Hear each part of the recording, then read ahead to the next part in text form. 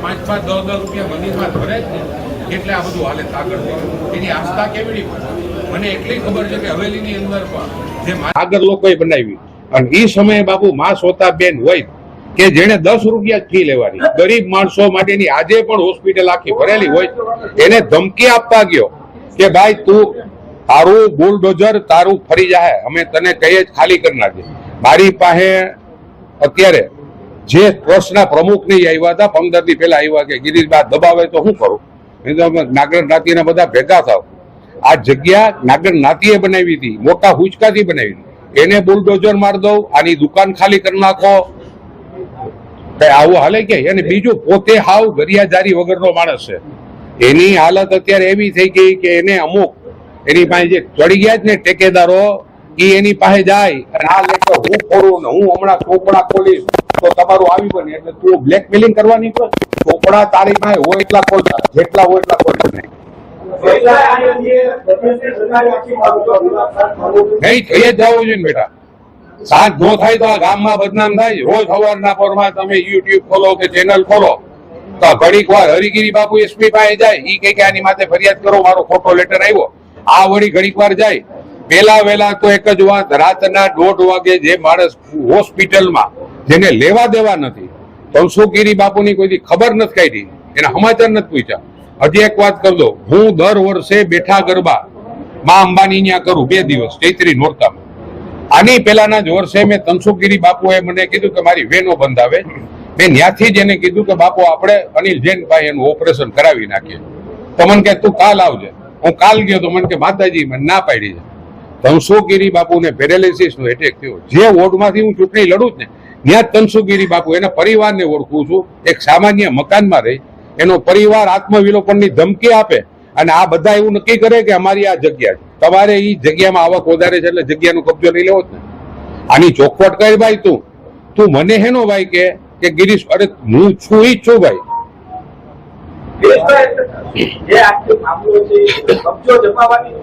એના સિવાય હું તમે કહો ને, મારું નિવેદન બધા ન્યૂઝમાં આવ્યું, તમે મારા નિવેદનમાં મેં એક પણ ભૂલ કરી હોય તો તમને પણ કીધું કે તમે તારા મારા માટે બોલો કહું. મેં એમાં એવું જ કીધું છે કે હું જુનાગઢમાં જન્મ, આ સાધુ સંતોનો જે વિવાદ છે એ ગમે એવો નથી. હજી તનસુખગીરી બાપુની અડધી નથી ઉઠી અને એની પહેલા તમે વાદ વિવાદ કરવા વિના. ખરેખર તનસુખગીરી બાપુ ઓફ થયા પછી ભંડારો થવો જોઈએ, એ જગ્યાએ જઈ અને તમારે ભજન થવા જોઈએ અને 2 જણા આવી રીતે નીકળી જાવ. મારી વાત તો એટલી પાછો રિક્વેસ્ટ કરું કે જો તમે મારી વાત માનો ને તો 2 સંતો એકબીજા કંઈ પણ બન્યું હોય ને એકબીજા બેહીને એના પરિવાર પાસે જાઓ. હું તમને એમ કહી દઉં, ગાદી એવું હોય કે જે 50 વર્ષથી જેને સેવા કરી, એના કુટુંબના પણ છોકરા છે, એને તો મળો. એના સેવકો રોતા હતા, અમે બધા બહાર રોતા હતા અને આ જગ્યાના કબજા લેવા માટે. અને આને તો બીજે દિવસે ઈ જ દિવસે રાતના એનો ભત્રીજો એમ કહે કે રાતના આવી અને ઘાયે 8-10 જણા ઘેરા અને આવીને જાણે વિડીયો શૂટિંગ. ગોકુલ હોસ્પિટલની અંદર સાયન્સિકા, ગોકુલ હોસ્પિટલના સીસીટીવી કેમેરા ચેક કરો, મરેલા માણસની તમે સાઇન કરાવી લ્યો.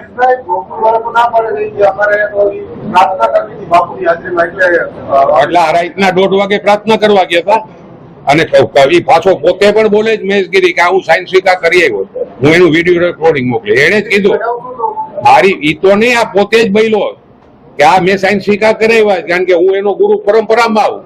અરે તું ક્યાંથી ગુરુ પરંપરામાં?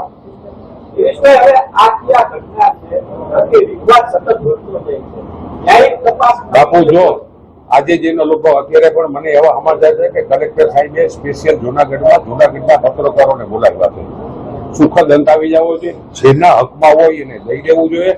તમે લોકોએ ખાસ કરીને હું પાછું કીધું, જુનાગઢમાં 2-3 વર્ષમાં આ માણસે જેટલા તમે જૈન લોકોને એમ કહેવાના કે ડોકા કાપી નાખજો નેમિનાથમાં આવે. તમે ગિરનાર પર્વત ચડો ને ત્યારે વચમાં પણ એક જૈનનું સ્થાન આવે, પછી તમે મા અંબા પાસે પહોંચો. અને ગુરુ દત્તાત્રેયને માનવા વાળા આજે 2000 મહારાષ્ટ્રમાંથી સ્પેશિયલ ટ્રેનની ટિકિટ લઈ અને માની પૂનમ ભરવા આવે છે ગુરુ દત્તાત્રેય. આ જુનાગઢને બદનામ કરવાનો મોટામાં મોટો કોઈ માણસ હોય તો મહેશગીરી છે. અને તું અત્યારે પણ કહી દઉં કે અમારા ચીઠા ને ચોપડા ખોલી નાખજે, તારામાં તેવડ, બાકી તારા ચીઠા ને ચોપડા તો આખું દ્વેષ જાણે છે.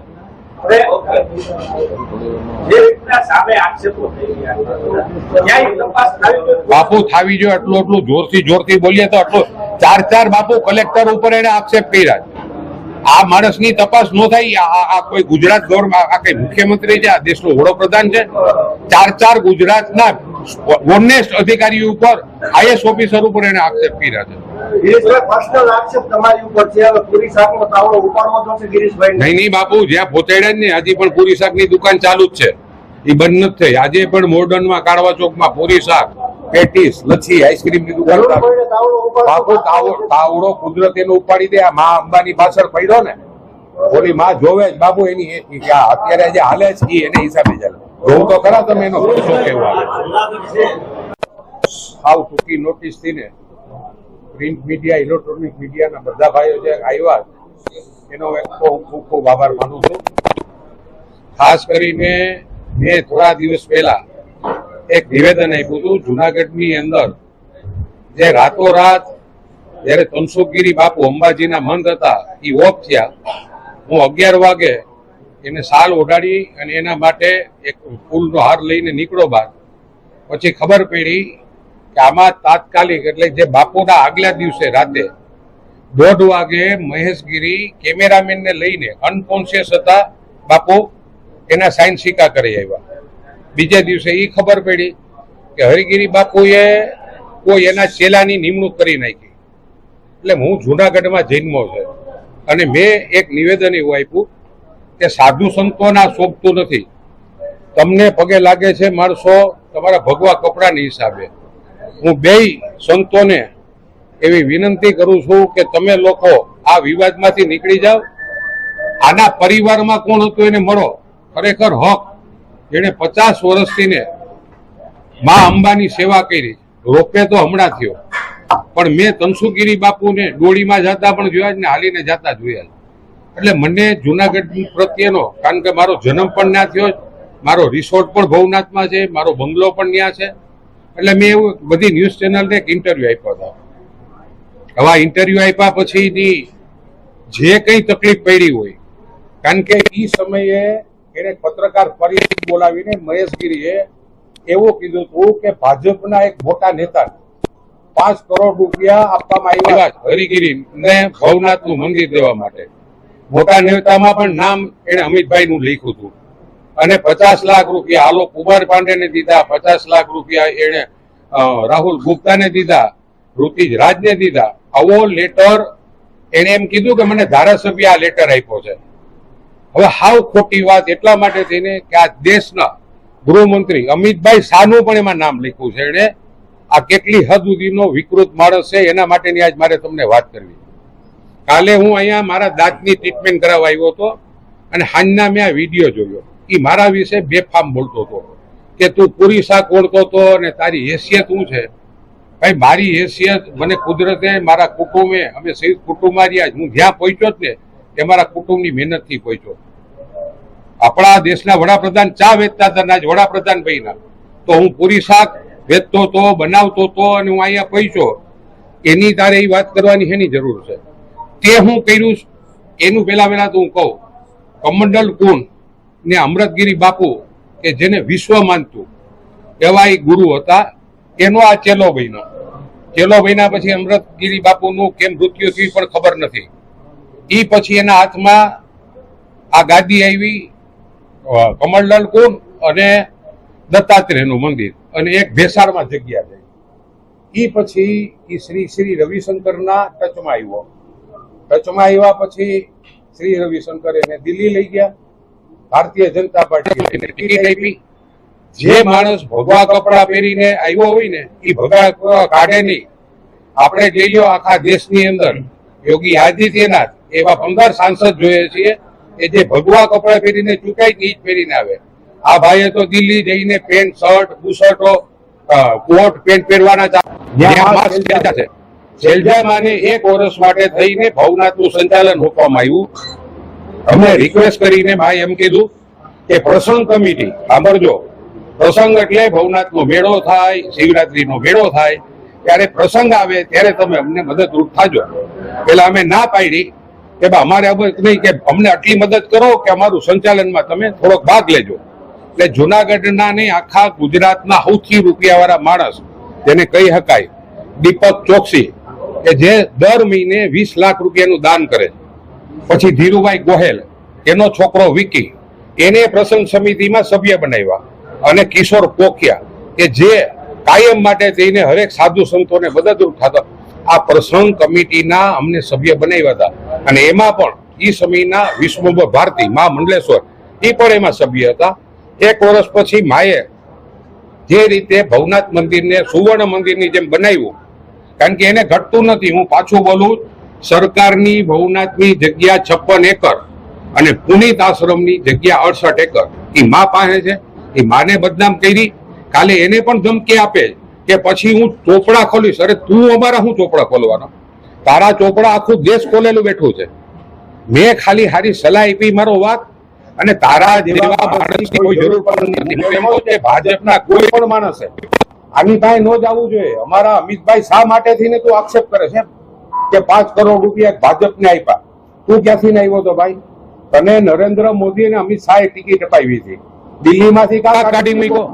આજે પણ તારા સંબંધ શ્રી રવિશંકર આખું વર્લ્ડ પૂજે. એના માટે પણ થઈને તું ન્યા આશ્રમમાંથી કેમ કાઢી મૂક્યો? તે જઈને ત્યાં લગ્ન કર્યા, તારી ને સંતાન છે, એ સ્ટેજ હું મેળવું છું. પણ તું અમારા માટે હેનો બોલ ભાઈ કે તું કોણ ગીર્યો ને તું કોણ ને તારી કેપે. જુનાગઢના વિકાસના કામ તે કર્યા.